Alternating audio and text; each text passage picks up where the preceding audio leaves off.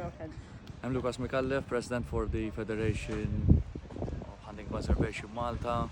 Thanks to FACE, SCI and the Danish Hunting Association, we're here for the first conference, Kids in Nature, in Denmark.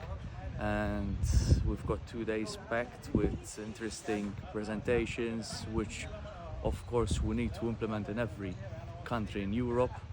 Such projects to literally have the future generations embracing what we love today, and with the hope to continue tomorrow.